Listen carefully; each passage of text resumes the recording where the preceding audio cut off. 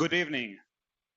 My name is Stratos Efthimiou. I'm the Consul General of Greece in Boston, and I'd like to express our gratitude to Georgia Haria and to KAYAK for hosting this event, and our appreciation to keynote speaker Paul English, as well as to Nicole Stata, Michael Janes, and Alexandra Holi for taking part to this event. And of course, congratulations to the winners of the MIT Enterprise Forum Greece competition, who will pitch here tonight. Dear friends, Greece has a very highly skilled human capital. The challenge is to unleash this potential and translate innovation into marketable projects, which can attract and which will attract investments from abroad. The Consulate General of Greece in Boston is privileged to be part of the MIT Enterprise Forum Greece Diaspora network, an innovation alliance whose members possess unique expertise and wisdom. Our goal is to organize events like this one, twice per year, one in mid-October and one in May, and to promote networking. Special thanks to Marina Hadjopoulos, who has taken the lead in this effort by coordinating a great team of innovators, investors, startuppers. George and Paul, floor is yours.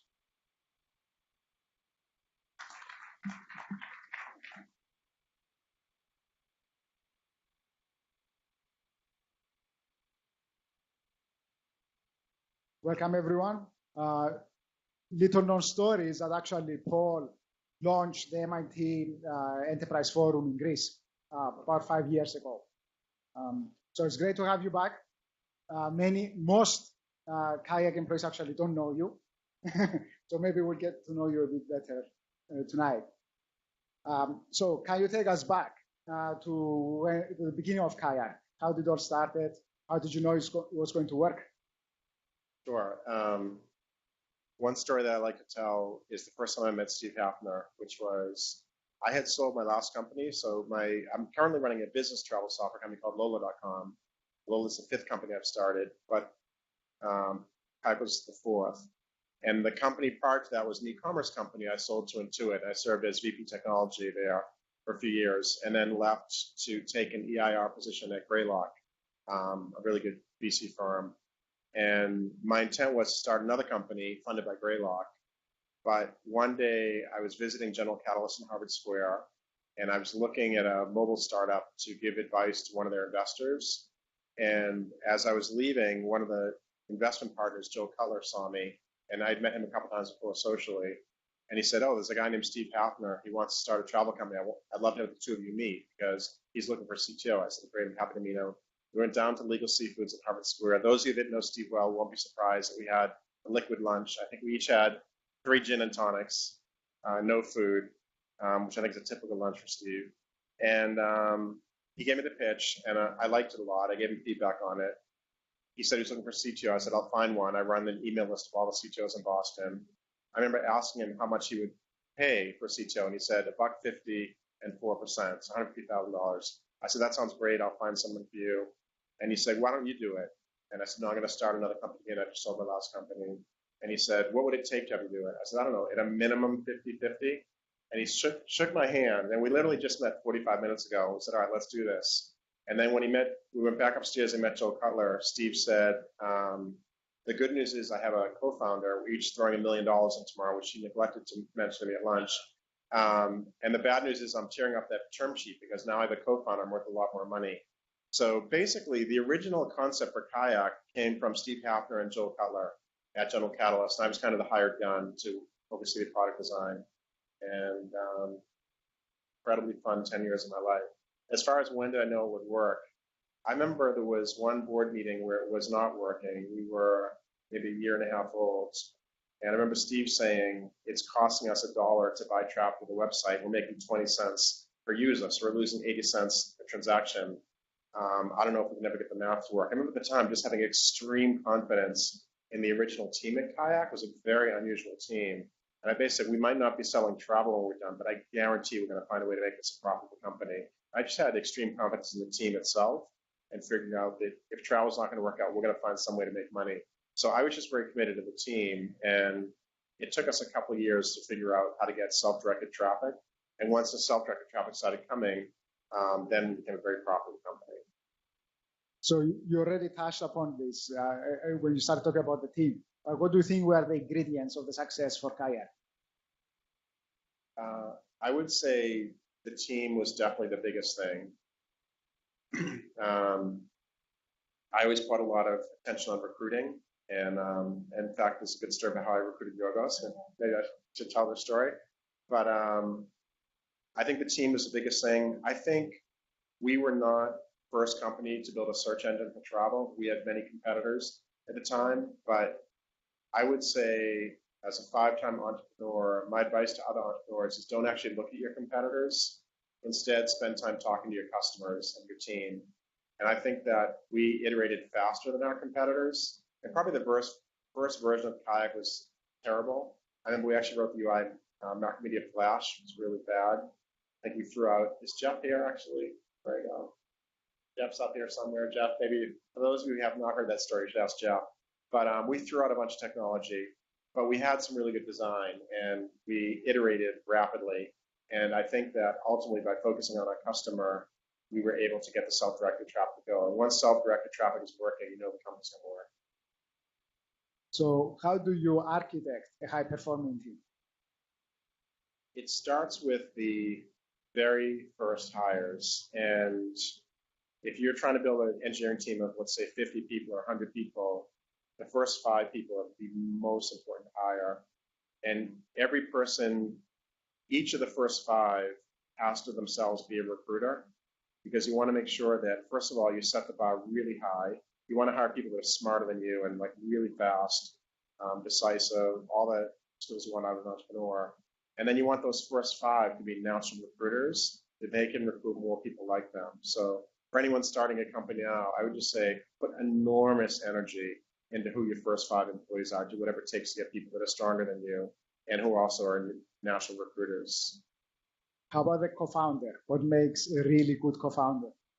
I think honesty with each other, that you're completely like no bullshit, no spin, that you're always open about what's working, what's not working. I like companies with 2 co-founders. I generally think a company with 1 founder is not a good idea.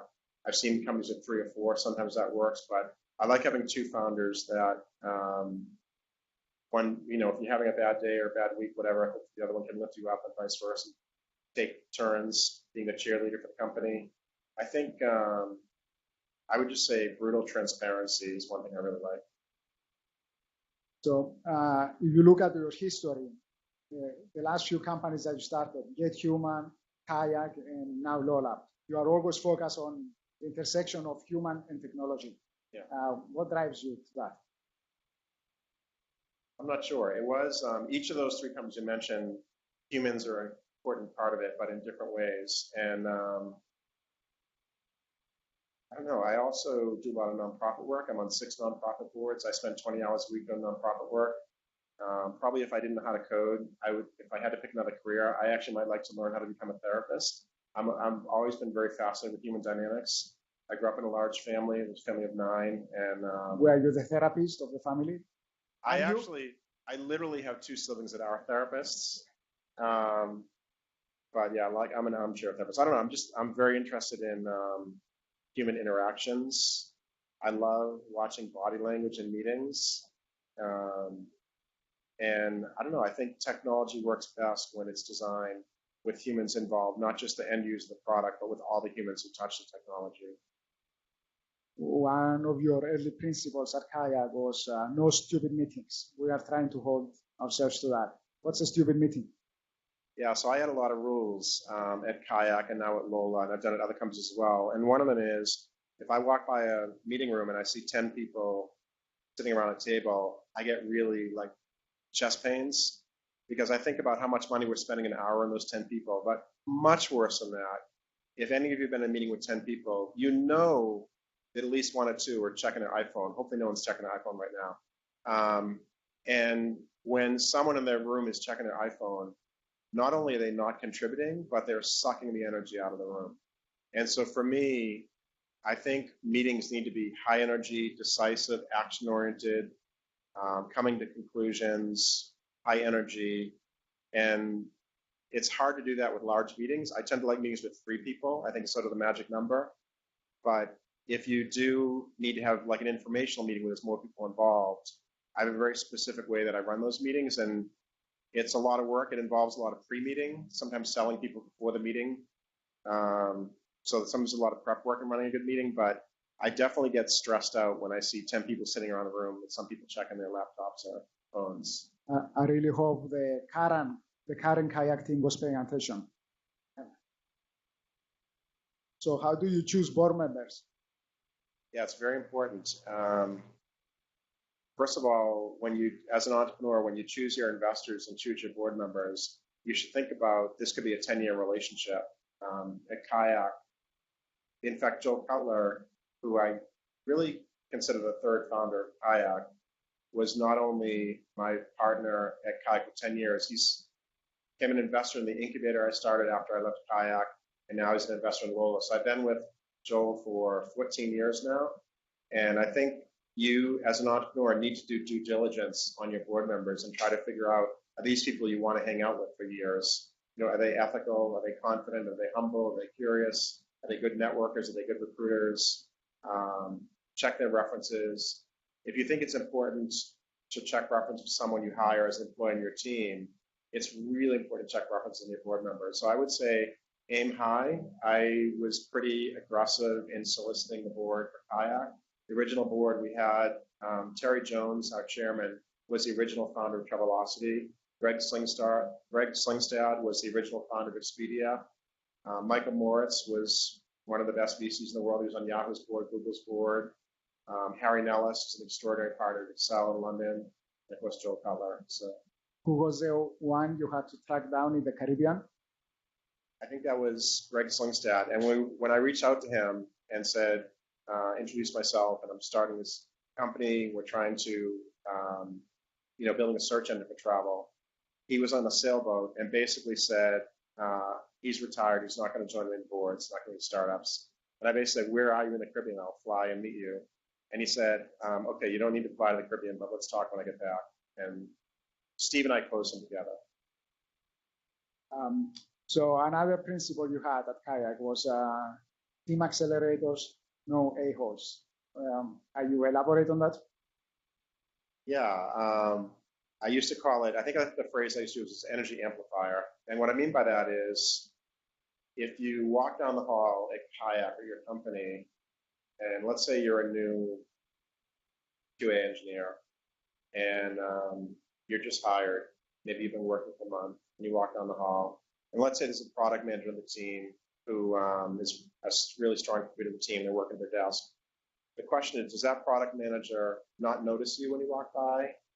Do they look towards you? Are they drawn towards you, the QA engineer? Or do they divert their eyes away from you, thinking like, shit, I'm about to lose 5 minutes of my life if I make eye contact with this person? And not only do you want, you definitely don't want people that suck energy out of the room, or people you don't want to engage with. You also don't want the people that are neutral.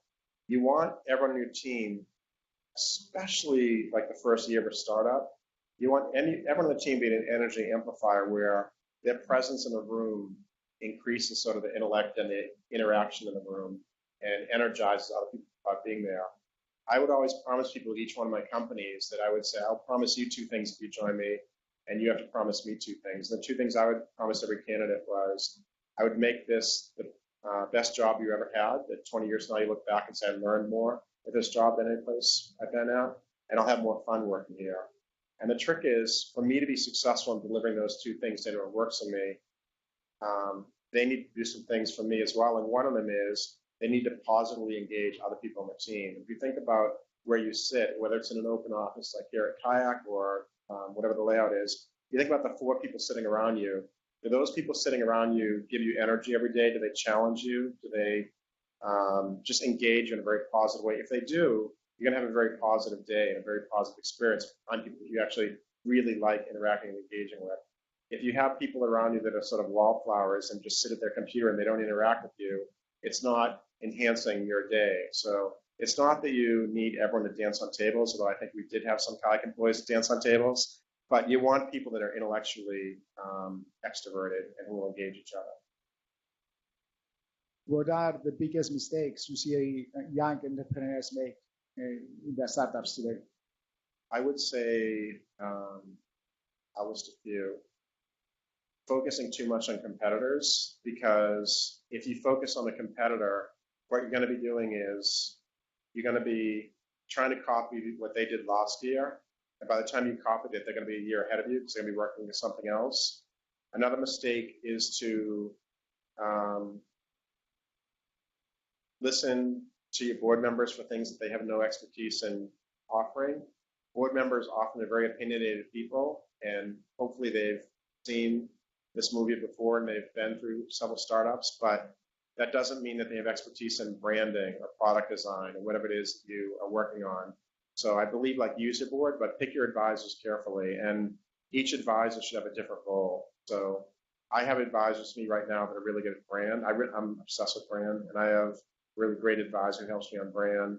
I have different advisors for different things. I have like the chairman of my company, Gail Goodman, CEO of Consulate. She's my executive coach, and she's extraordinary. And I just think be careful about what each advisor advises you on, and find the right team. And you will have to flip it. What are the biggest mistakes you see VCs and investors make? I think I've seen a lot of investors who will invest in technology instead of people, and I think that's a mistake. My investment thesis, I've invested in 40 startups, and my thesis is 70% of my decision is just about the team. Are they aggressive, hungry, curious, ethical, fun? And do they have mojo? Do they work well together? If I find a team that scores high on all those marks, I want to write them a check before I know what they're working on. And I've literally done that. There's a company right now, Pilot.com. It's a bookkeeping company. And I wrote them a check before they gave me the pitch because I love the founders so much. The group out at MIT, third-time founders. 20% of my decision is what problem you're trying to solve. And to me, is the problem interesting? Is it an unsolved problem? Is it a large market? And then 10% is tell me what you're working on. And I think a lot of investors and entrepreneurs sometimes think what they're working on is what's important, but it's not important. What's important is, are you going after a big problem? And are you a good recruiter? And can you build a good team? Because if you pick a problem that's big enough and you're a really good recruiter, that team will figure out the solution and will iterate rapidly until they find how to solve that problem. So to me, it's capability, not whatever the specific solution is. And last question, do you invest in foreign startups? Would you invest in a Greek startup that satisfied all those requirements? Yeah, maybe you and I should do one together. Thank you.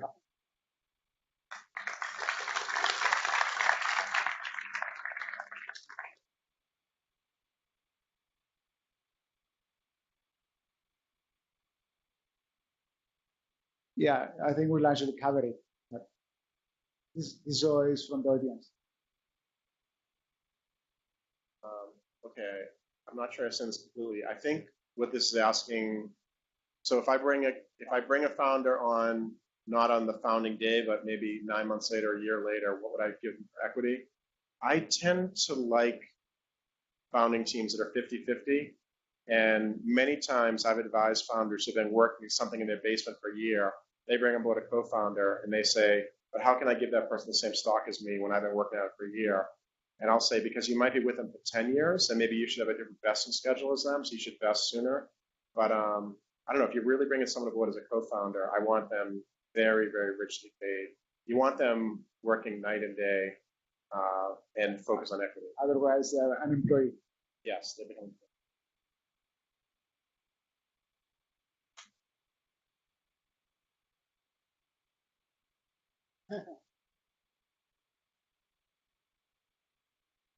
Yeah, and I think we talked about that. I would say that tech startups generally don't fail due to creating bad technology.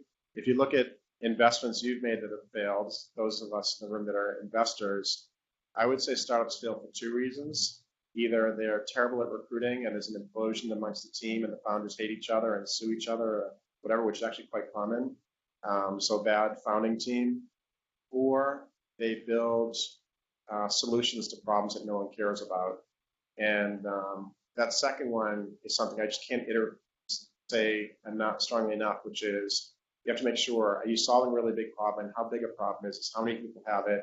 How bad is it if they don't solve that problem? And I think a lot of startups build interesting technology, but it's not for an interesting problem.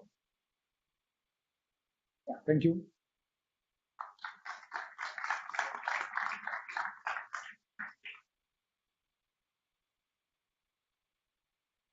Hi, everyone.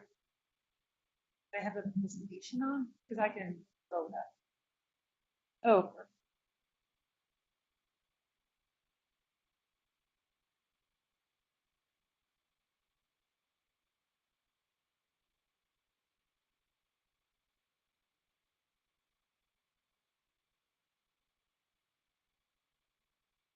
So anyway, hi everyone. Thank you for coming and thank you for the kind invitation, Marina.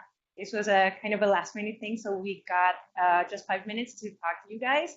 But I want to spend the first 30 seconds in getting to know who you guys are in the room. So can I see who are the Greeks in here? Okay, Greeks, perfect. And who of you work in tech? Just keep your hands up, thank you, just for 30 seconds. Who are working around tech? Oh, all of you. Okay, perfect.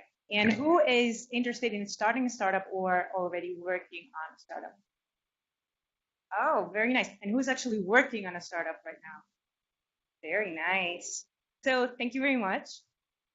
This perfect. I'm gonna talk to you a little bit about Metavalon. It's a new fund, although we've been around quite some time. And there are a couple of things that I also wanted to tell you about the new things that are coming up in Greece, just in case that you are not aware. Who of you have heard of Metavalon before? Oh, thank you. That's very good. So very quickly about us. First of all, Metavalon, it's actually spelled Metavalon, not Metavalon or Metavalon. I'm really sensitive on that, so thank you for spelling it right. And it actually means the one bringing transformation. We've been around for quite some time, 6 years working on the ground in Greece, building up the ecosystem so that right now we actually have a critical mass to invest in. And this is what we're doing right now. So we have 32 million under management to invest in very early stage startups. So that's pre-seed and seed. So people that are just starting up or people that have already started and are doing something in the very early stages. We are interested in some specific sectors and some specific exponential technologies, but we're pretty open to see anything. We really like B2B though. The differentiation that we see between our pre-seed and seed investments is pretty much the experience of the entrepreneur. So we want to see a functional prototype. Pre-revenue, our revenue, we really don't mind. But for the seed investments, we're looking for someone that has been working on a startup before. They have some experience in running and successful experience in a business. And our tickets are between 200,000 and 400,000 as initial investments. We also have a lot of capital that we want to follow on with.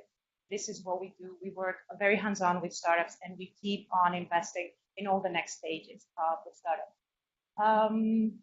So apart from the financial things is exactly that we work alongside, we organize missions. We work a lot in the US. So this is something also very different that we do. And we're very interested in US startups. We can invest anywhere in the world, but we do want to see a presence in Greece. We have very strong alliances.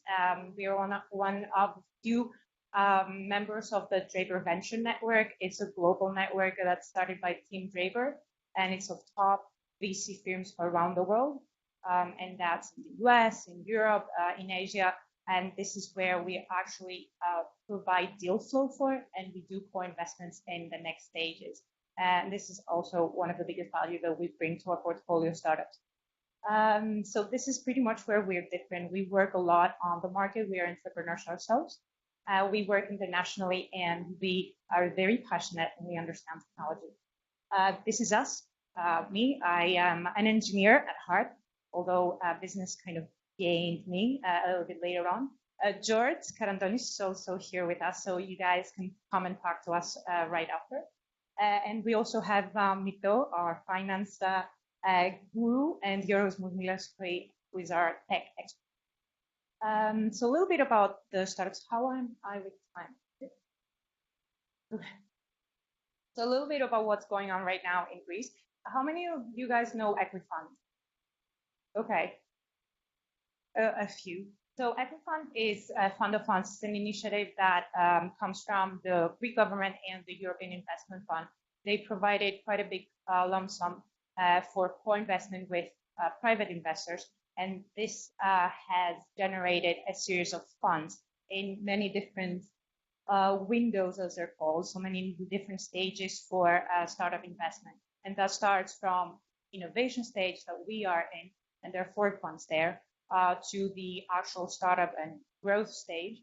And there are 2 funds in Greece on that stage. And then for scale-ups, for really large investment. So what would be B and C series investment? So there's a lot of risk capital right now flowing into the market. And this is because there is an opportunity that both the Greek government and the European Union, but also private investors, they want to take advantage of and ask for that. So there are quite a few things that I've listed here for you to consider as opportunities, essentially, to be in perhaps another country, but also have an establishment in Greece and take advantage of what this could offer. And this could be anything from the talent in Greece that does exist to the costs and the expenses that can be a really good leverage for use of funds, essentially, of your investment. I'm happy to talk about that at any point with you guys. So the challenge, well, a lot of people may think there are challenges in starting a startup in Greece, but it's really starting up. I think it's the same challenge that everybody faces, starting a business, going into market, and making a success out of it. And we're there for it, and we're there to help you with that. That was pretty much it. Thank you, guys. Do I have 1 minute more, or any questions about Greece, about us? No? That means I either said nothing that you understood. Oh, perfect. Yes, so we actually started investing at the beginning of the year, and we already have 5 to 6 investments in our portfolio. 4 of them have been announced, so I can talk about them.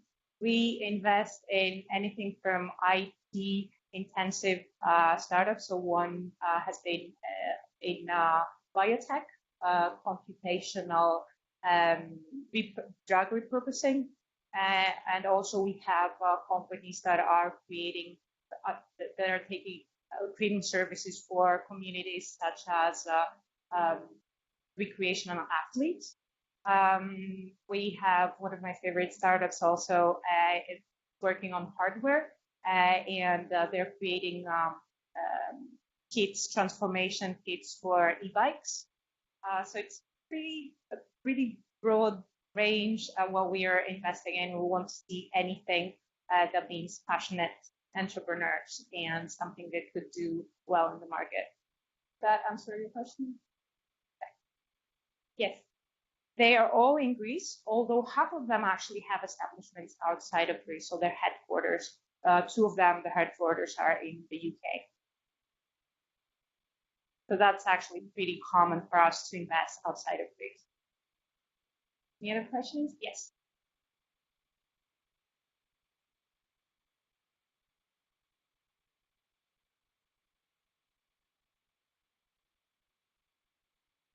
So it was not actually capital was one of the biggest issues. Okay, so that was capital has been one of the biggest problems actually, and this is one of the reasons why our ecosystem is pretty nascent at the moment, because you need risk capital to cultivate essentially this market. So from one side, capital is not abundant or was not abundant at that point. We feel that there is more capital than perhaps there are opportunities. So this kind of comes with 2 sides of the coin, that there are not as many opportunities as there have not been opportunities for those startups to get money. So we're trying to change this to show that there is opportunity to get people to start companies, and also we want to see all the people that left Greece, and that these are a lot of people the past 6 to 7 years and we want to see how we can invest in them as well. Good? Okay, so you guys at any point come and talk to me and George Caradonis. Can you raise your hand, please? Okay, and let us know of any questions you have or any ideas we could hear that you're working on. Thank you so much. So Michael and Nicole, you want to come? So what we're going to do is have some Greek entrepreneurs from MIT Enterprise Forum Greece program come and present. And Michael and Nicole will provide a U.S. perspective on them, ask them some questions, challenge them to think a little differently. And if we have time after each one, if you have any questions, raise your hand. One thing I did want to mention is that all of this came about, thank you very much to the Consul General for his support of all these efforts. And it really all came about because of MIT Enterprise Forum Greece and the incredible program that they have there, conference and startup competition. And they really sparked this idea of bringing Greeks and Greek Americans together to network here and to provide access to this rich ecosystem here for the Greek entrepreneurs who are coming over. So without further ado, we have our first presenter. Or actually, Michael, why don't we start with you? Yeah. So, Michael, you've had some experience, and can you tell us about it? Good evening, everybody. So I'm going to talk a little bit about my involvement in the Greek startup community, how it happens, and give you some thoughts on that whole experience. So in 2012, I left a company I had worked at for 22 years here in the Boston area, which was a high-tech communications focused technology company where I had been part of the management team for a long period of time. I went there right after I finished PhD in electrical engineering. I'm Greek. I'm half Greek. My father's Greek. He's actually here tonight. And in Greece, I left in 2012 and I went to Greece. And at that time, Greece was in a tough spot, economically, financially, politically.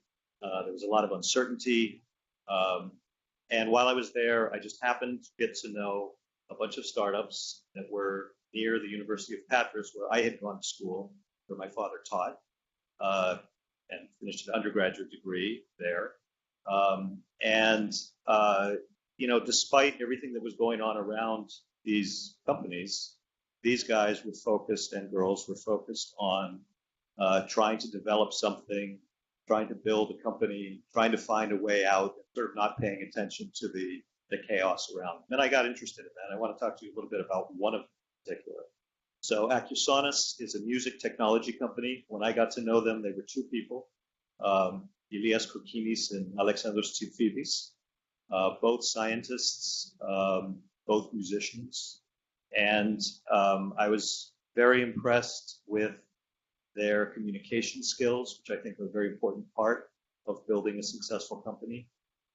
Not only their ability to articulate really complicated technical stuff, because they were technologists, but also to articulate a vision in the market that they saw as an opportunity.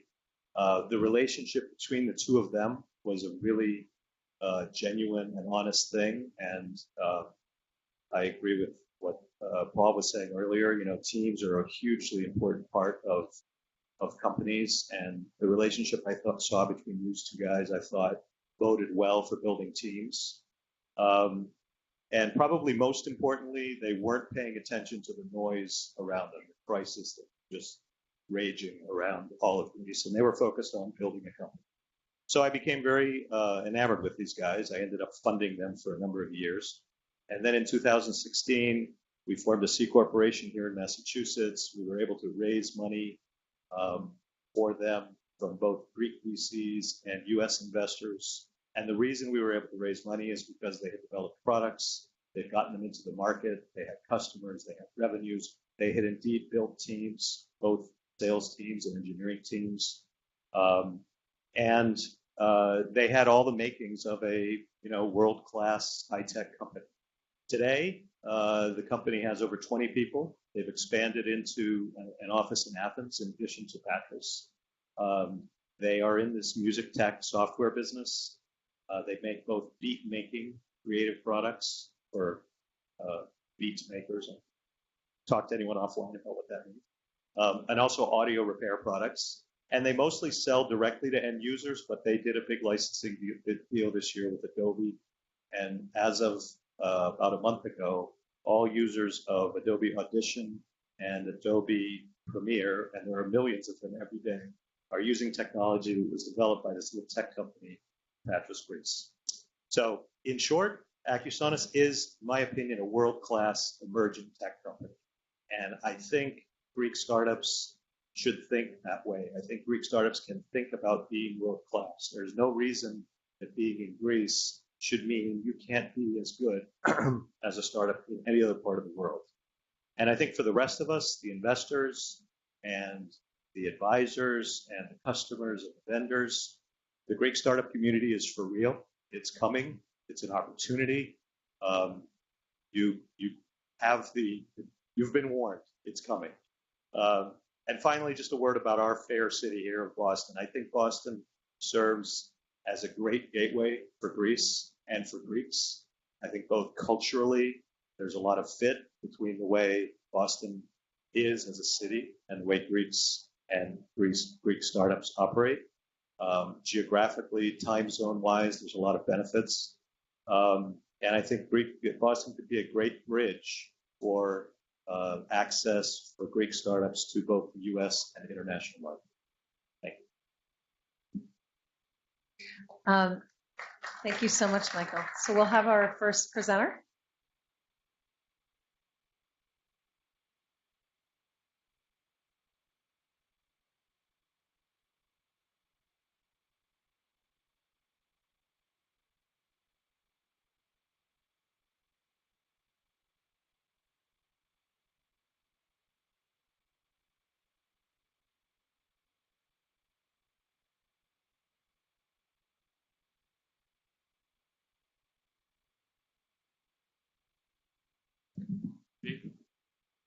Hello, everybody.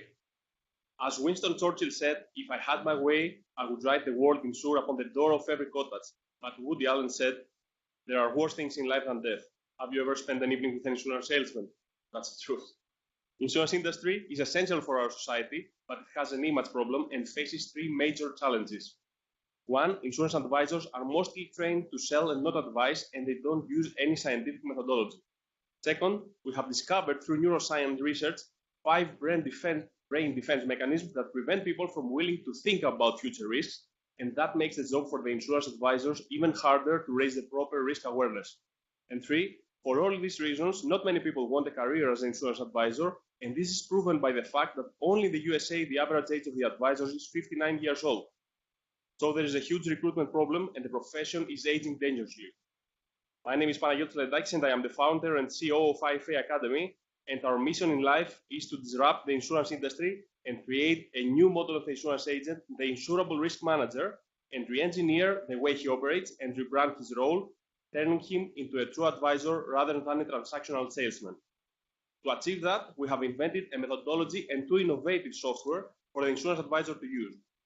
Using our software and methodology, the insurance agent can make a scientific risk diagnosis measuring for the first time in the history of our industry the risks with specific factors based on the ISO 31000 and produce an automated risk report so the corporation or the individual can have a risk map, prioritization and quantification of risks, and a very clear and comprehensive risk profile and how to use his budget wisely on insuring the risks.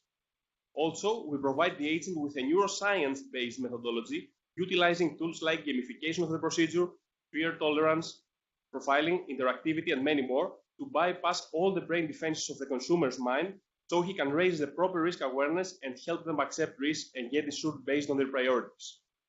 This systematic process was never used till now in our industry. In this way, we significantly raise revenue for the insurance company and advisors. There are some competitive to us organizations still training advisors the old school, but we are the very first company in the world to combine and integrate the science on risk management, and the latest research in neuroscience on risk perception and decision making.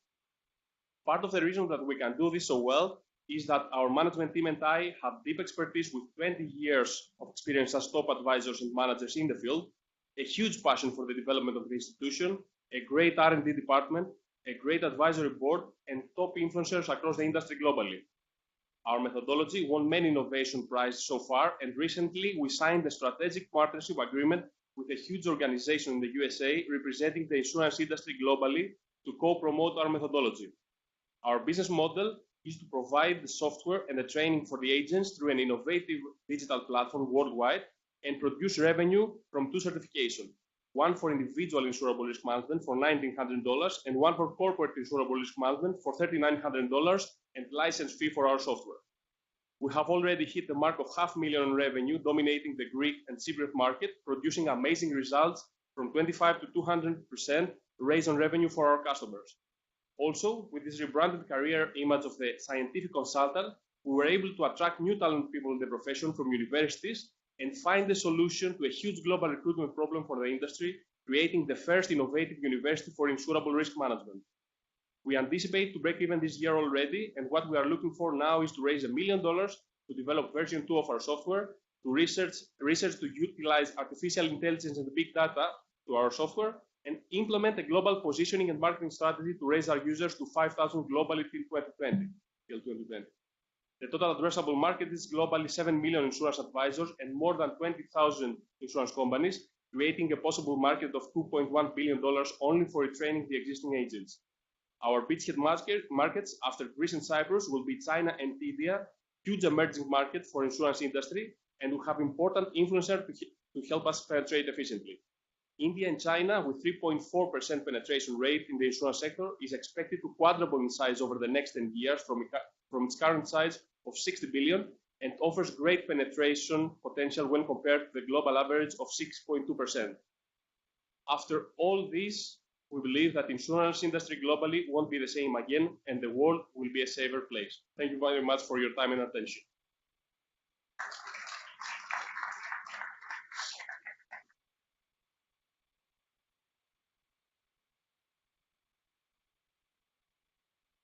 Good evening. Oh, great. Kali Sveta here? Yeah. All right, great. I'm also, quote unquote, half Greek, even though I don't think the math's right, but my mother is Greek. That's okay. That's okay. Sure. So I'm Nicole Stata, and I founded Boston Seed Capital here in Boston, a tech early stage VC company. Prior to that, I founded and ran one of the first SaaS software companies. Founded it in 1996, sold it in 2008 to Kronos. Nice Greek name. Anybody know what that means? Time? Okay. So here tonight, very happy to be here. Thank you. I forgot, I was in Greece this summer with my cousins. My cousins speak very quickly, so I caught probably a third of your presentation, so thank you for moving so fast. That was very comprehensive. Going back to a little bit of what Paul talked about, your role as founder CEO, what made you get passionate about this problem? Why'd you pick it? What's in your background? Tell me a little bit more about you. I had a bachelor in law university in Athens, but after I get involved with the insurance industry, when I found out how important is this field for the society, I want to find better ways to do this consulting with science and to understand how the brain of the client works so we can penetrate the information inside his head and understand the risk and then take conscious decision about that. Because penetration is very low globally now for this critical matter. Sure. All right, so I have a question about the technology, which you only touched on a little bit, and I realize you don't have much time here. You weren't given much time, but it's almost a psychology question.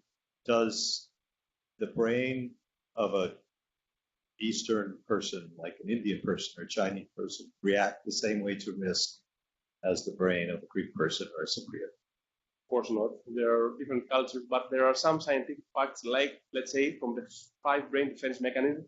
I will pick one, the fear tolerance. So if you try to consult somebody with fear and the fear level is high, in this period that we come up, the fear level is high, then we knew in the past that we have two mechanisms, fight or flight. Now we discovered from neuroscience one more, freeze. So if you exceed his fear tolerance level, then he either doesn't listen to you or don't make a decision about covering some risks. So you don't want that, and we found ways to bypass this brain defense. So your algorithms can adapt to different tendencies. No, the training that we make for an insurance agent with software is a combination that can make this happen. If you think about your target agent, whether in China or India or in the US, what's his or her day like? What are you going to do for them? You threw out a lot of things. You're going to save time. You're going to get them revenue. It's going to be great for them. So what are they doing now, and what are you doing that's so better that they would adjust their day and buy your application? Right now, most of the insurance agents all over the world, they try to sell products. So they find the products and they try to sell this to you. What we do, we go back a step before that, and we make it a really scientific assessment. So we prioritize the risks, we quantify them, and we give you the risk profile. So after you see the reality, it's your responsibility to choose, to put your risk culture on this. So this is not happening in our field.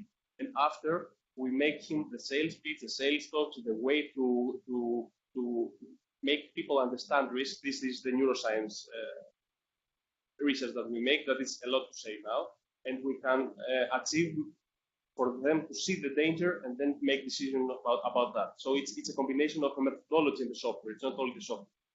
So for the agents, it's safe to say you're helping the agents select a better customer. Not only, we give him a scientific methodology, we rebrand his role, so the client will see the added value of his consultancy, and then after this, it's even easier to close him as a client, the insurance business. Last question? Or are we done? Okay.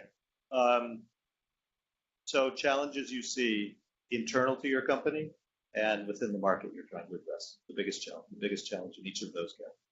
The biggest challenge, as Mr. Paul said, is to make a team, to expand the team and find people that they are passionate about that. Team? It's like 10 people now, but we need much more to scale it globally. And the challenge in the market is to educate both agents and the consumers on the need of risk assessment, because they say in our industry that the problem is insurance consciousness, but we disagree with that. The problem is with lack of risk awareness, so the people are not very willing to plan ahead for the future and see the risks. So we must educate their mind first, and then we do the scientific methodology that we have.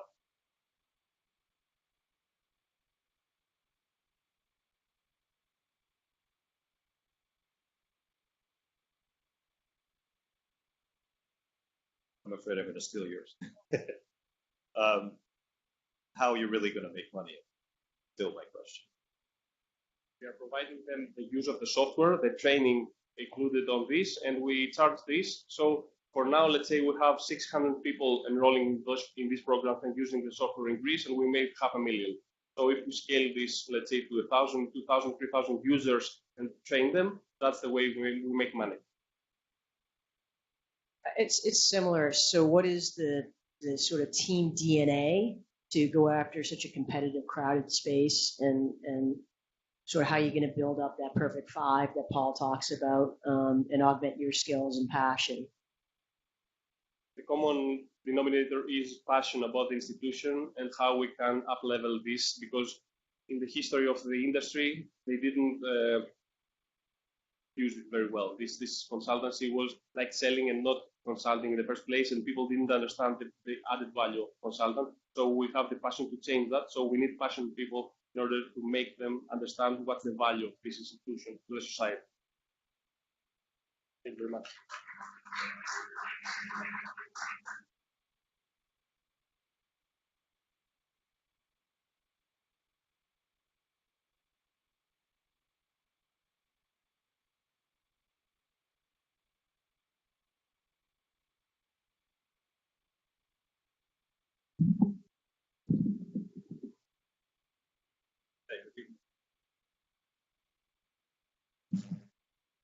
I'm Julius Giorgio, a co-founder at CEO Racer. So about just under 700,000 people die every year because of colon cancer worldwide. That's the second leading cause of cancer deaths. Right? So unfortunately, this is something that could be prevented. And one of the ways that it's prevented is by detecting it early through a colonoscopy. Nobody likes having a study from the Mayo Clinic for all the different reasons out there, which the top two are laxative preparation and also insulin. So what are we going to do about this? Well, HIM Medicaps has developed, first of all, a fluorescent dye. Fluorescent dye, once it gets injected into the bloodstream, goes and sits in the cancerous cells. Just to make this more apparent, here's a mouse that has cancer. If you look at it with the camera, it doesn't go up. And you inject the fluorescent dye, and then the cancer starts glowing. So, and you can see through the skin as well. So you get cancers that are high in health. In combination with this, we've also developed an electronic pill, which if you swallow, it goes through the intestine, detects the fluorescent. So how would you use it? Go to your doctor for your annual tests. The doctor takes blood, injects a fluorescent dye, swallow the pill. After that, and as it goes through the intestine, it fluorescence, and it stores the data inside the pill. Once it gets passed out, it gets beamed to the mobile phone, which sends it to the doctor, and the doctor has to look at the graph. If that graph is very flat, nothing there to worry about. If you see some spikes,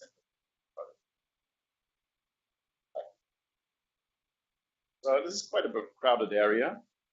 We've looked at two top areas that we want to assess our test by. The most important is probably the reliability of the screening, and the second one is comfort. So there's a group of stool tests which are very comfortable to deal with, and also they're not very accurate. Then there's a video pill, which takes a lot of effort to the doctor's behalf.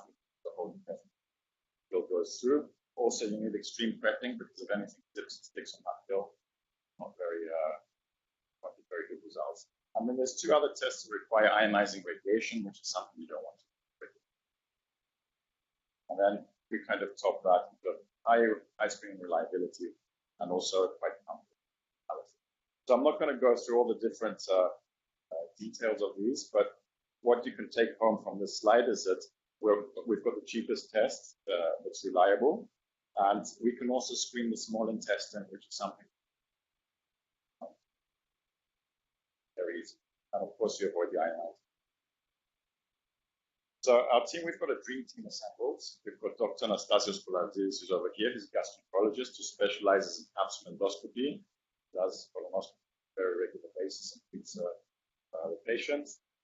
I'm the guy who works with the electronics. I'm a chip designer, so we make low power and also develop optical sensors for silicon to make it compact. And then we've got Dr. Maya Thanu, who's at King's College London, a lecturer, and she's the one developing the fluorescent probe. It's quite bright and stays in the system for a few days to the fill. So what does the market look like? Well, just in the US, there's 107 million people who are over 50. If we can convince 10 million of these people to have our test once every 2 years, make $100 profit per test, which is very more profit, given the margins that we have, we'd get about $500 million a year. So where are we? Well, we've invested about $2 million over 10 years from other projects that are getting the proof of concept from this. We need about $3 million to get the first human trials. We want to re-engineer capsule to make it a little bit smaller and also marker scale. And then we expect that we need about $5 million to take it to market by 2020. So, good. So if you invest in HIM Medicaps, not only will you make a lot of money, but you'll save. Thank you.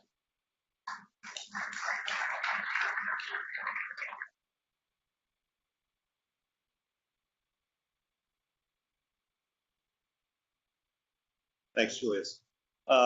So I'm not a medical technology guy at all. I'm very impressed with what you presented. I feel that there's just common sense. There's a whole FDA approval aspect of things that you didn't address, which I'm sure you're aware of. Perhaps you could talk about. Okay, so our device, classified as class 2 device. which means it's not difficult transports, but it's not. So we've been looking at piggybacking on some other experiments done in a paper that was published earlier this year in the Netherlands, where they did colonoscopy that works with infrared fluorescence and a fluorescent probe, which is different to the one that we have. It works with antibodies. So the idea there is to basically, they've already got the approvals for a test, hospital test. So we would have basically do a normal colonoscopy. And what we would want to do is put the head of the capsule and then look at the same tumors aspects to give the proof of concept reliability. Also, one way to get it to market faster is to there are some specific category of patients. They're not many, that would be one. Faster.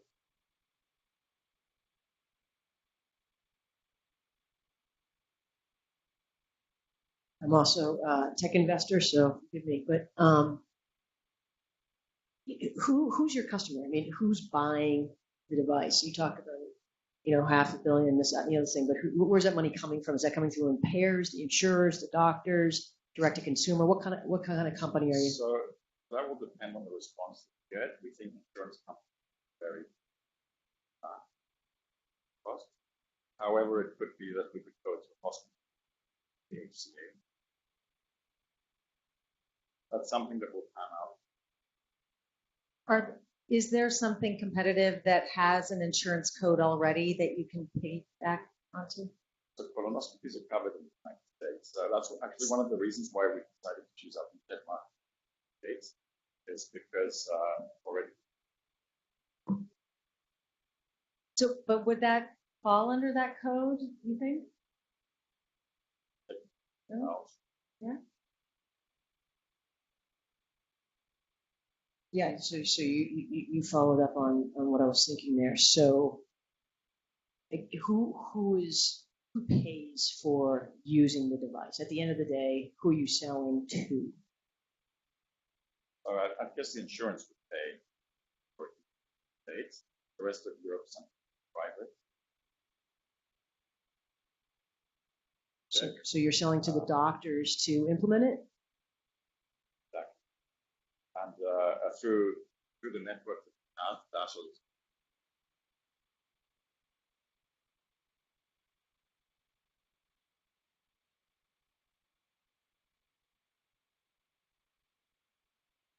It depends on the market. So, like in the United Kingdom, we have to yes, have this patient. I'm guessing in practice with first hospitals where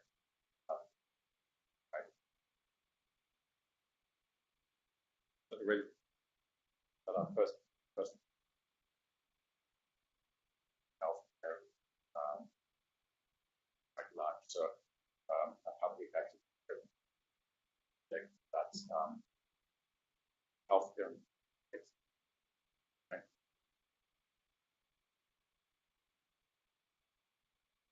To go to market with might be. And do you envision growing this business, or is this something that you would sell to a larger existing? So we'd like to grow this business and then start with other spin-offs platforms. So this is looking at the screening market. Next stage would be the active diagnostic market, therapy, field therapy.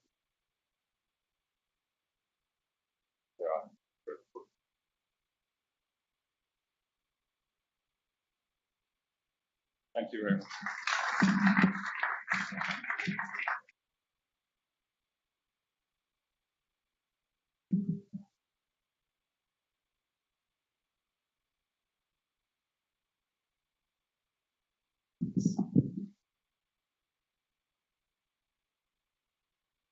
Good evening. My name is Andreas. I'm the CEO of Indian Repair, where we have generated new science and new tools to fight cancer stem cells. So cancer is everywhere, and that's why the oncology market is gigantic. It's over 1 trillion. Only for glioblastoma, it's over 3 billion. That's the disease that took the life of Senator John McCain, and also our initial focus before we expand in oncology. And despite this, all this investment money, like 57 billion on research annually globally, we still have no solutions for many types of cancer. Now, have you ever wondered why in medicine we're able to shrink tumors? Patients have a tumor, doctors are able to shrink them, but they keep on coming back too often. Well, you can envision a tumor as a tree. It's got the leaves that represent the fast dividing cells that make up the bulk of the tumor. And our current treatments are focused on killing those cells. But trees have stems, and these represent the cancer stem cells. These are a subpopulation of cells within the tumor that are slow dividing, and therefore they evade therapy, and then they regenerate the entire tumor. And we're fairly good at killing the leaves. So each cell has a sequence of events that give the command for the cell to grow, and a drug interferes with one particular component. The problem with cancer stem cells is that when you do that, they don't die. They're able to use an alternative pathway and keep on growing and regenerating the tumor. And our contribution is that we found this pathway, and this is after about 20 years of research, a lot of publications, basic and preclinical, and plentiful recognition in the field. So this is its more scientific form. And we have pushed our understanding of this pathway a fair bit. So it's actually normally something good. It's the pathway that tissues use to regenerate after damage, after injury. But cancer stem cells have hijacked it, and they use it to regenerate the tumor. And we know that we can kill these cells by interfering with this pathway. So now what we want to do is the killer experiment, which is basically take some mice with a brain cancer and cure them. So this is standard experimentation, but it requires some investment. Of course, our assets are patented to go down this road. So we have both granted and pending patents that allows us basically to cover a method to find treatments that kill those cells, as well as specific therapeutics that actually do the job. So we think that in the competitive landscape, we have a quite interesting position. First of all, if you want to cure the incurable, you have to go to a new original concept like this one. There's a lot of untapped potential here. You cannot do it with me-too products, and ours are prototypical based on a completely new molecular mechanism. And we even have a set of identified drugs that can help us go to the patient in a fast track, because these are for repurposing. These are drugs that are down the pharmacy right now. They're just not used for oncology, but we know that they can kill the cells. This is just for reference, if someone wants the slide deck afterwards. So right now, we are in the process of spinning out from the University of Dresden, which is a center of excellence in Germany, and to become a biotech platform based on our intellectual property and science. So basically, we have knowledge that is patented and can provide pharma with great added value. So we envision cooperating with pharma in common projects, or as well as licensing components of our intellectual property. The founders are me, the University of Dresden, and my director in Dresden, and we have a great team of advisors, many of them based in Greece, like George Chrousos, a very preeminent scientist, and a lot of people that can bring attention, like Nobel Prize winner Andrew Shalley, who's based in Florida.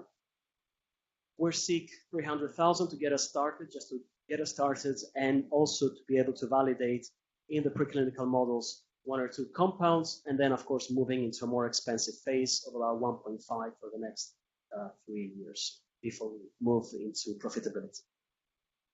Thank you very much.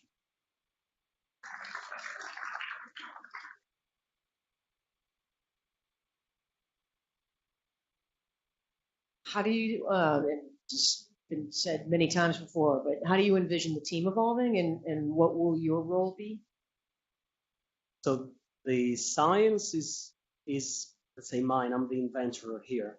So currently I'm the CEO in that I'm pushing this thing forward. We're very open to bringing talent that knows business world better than I do. Just I'm an academic scientist. And of course, people that will help us mediate contacts with the pharmaceutical industry. Eventually, the long-term vision is to be able to do our own research in-house as well, because there's a very basic research component that we're interested in doing as well. So what is the first milestone? Sounds like there's a lot of promise here and a lot of interesting theory and some inventions and some serious relationships with research institutes. But what is the first milestone you believe will be a thing you could point to and say, we feel like we're on track? So if we have this very initial funding, then tomorrow I just call the contract research organization that we are in contact, and I tell them, please go ahead with the validation of priority compound 1 and 2. And then 3 to 6 months later, they tell me, well, we cured a mouse. Hopefully, there's always a risk involved. And at that moment, the value of an intellectual property just shoots up. I just have another purely just almost a logistics question, but what's the relationship with, so if an investor were to be interested, they would be interested in understanding the relationship with the University of Dresden. Do they own a percentage of the company? Do they own rights to the IP? What's the situation? So the university is going to hold 10% of the shares of the company until we're pre-incorporation. Until we incorporate, the patents are owned by the university, but with a term sheet that we're in the process of finalizing, that we have full rights. As soon as we have the money, we buy them off completely. So they're 100% ours. And the university just keeps 10%, which is non-dilution protection either. So they're making it easy for us. They are, I consider them a friend and a supporting part in this effort. Where do you plan to, if you raise the 300,000, where does the company exist at that point? So wherever the founders want, in an extent. So we're open. Even the university. So the University of Dresden, their position is we don't mind where you will be. The default would be in Germany, but if there is reason to incorporate outside of Germany, it's not an issue.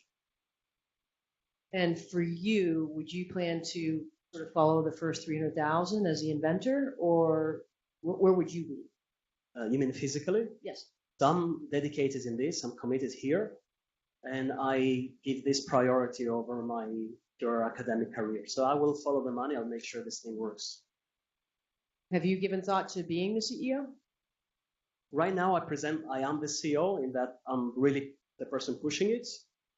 So there are different models. So if we have strong financial talents, I could be the CEO. If we have somebody who's a very experienced business person, they want to be the CEO, I be the CEO. So that is more minor issue for me. I just want to be there, make sure this gets pushed.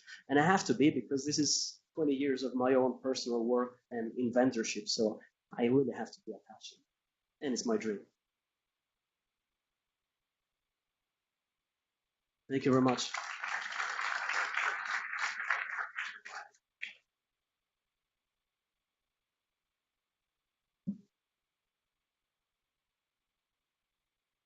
Yeah, so Cecilia, do you want to? So she, Danai Antonopoulou is going to present. She apologizes. She had bought her ticket to come. She was really excited about being here for Hub Week and participating in this event. And her doctor told her that she's too pregnant and cannot come. So she was heartbroken, and so she sent us a video instead. Hi, I'm Danai Antonopoulou, Managing Director of Permion. First of all, thank you very much for allowing me to present the company through video streaming. Hopefully, I'll meet everyone in Boston or in Athens in the near future. Fermion was launched in 2014. It is a serious games company that uses artificial intelligence and game mechanics and create the most inspiring corporate training.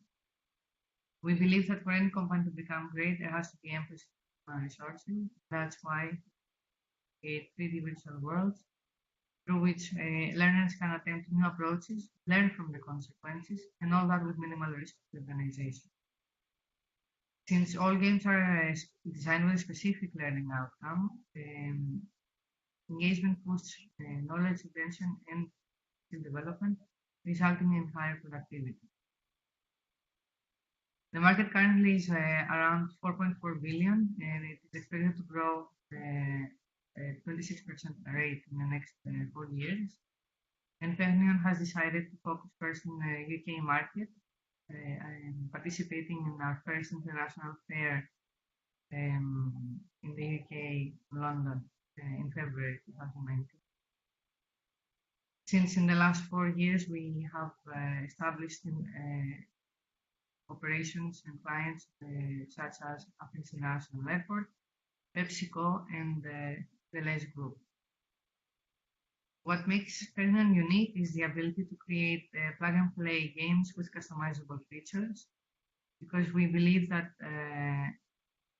the uniqueness of each client is a key of our success.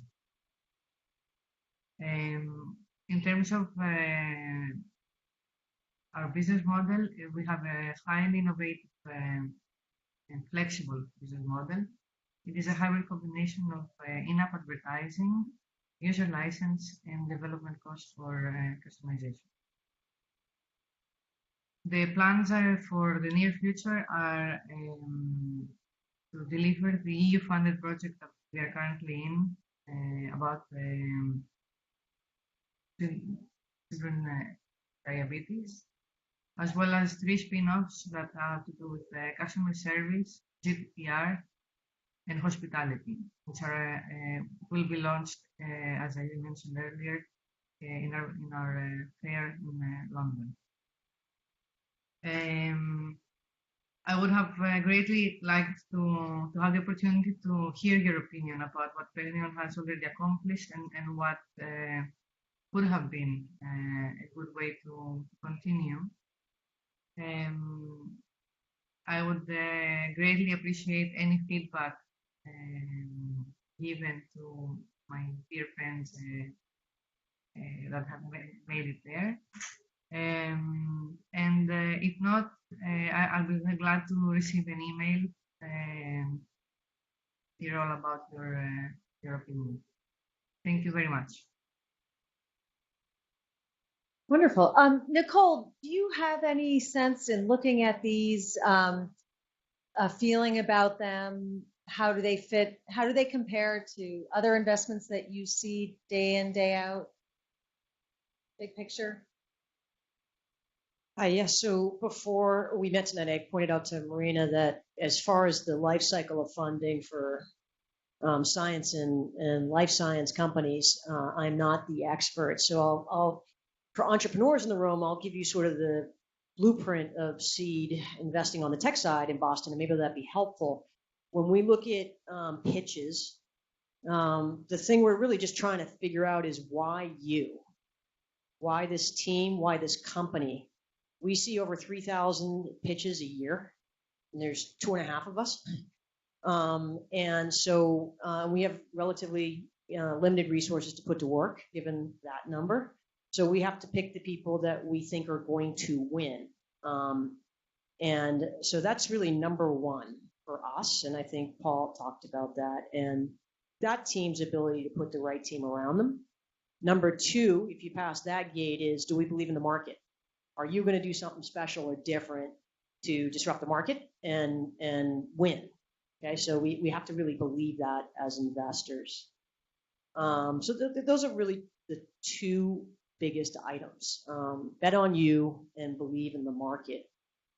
So then if you kind of put that over in the sort of macro thing, when we see pitch competitions and stuff coming out of university, I think one of the things that's mostly missing is the first slide that says what the gentleman before the woman spoke said is, I've invested 20 years of my life to do this.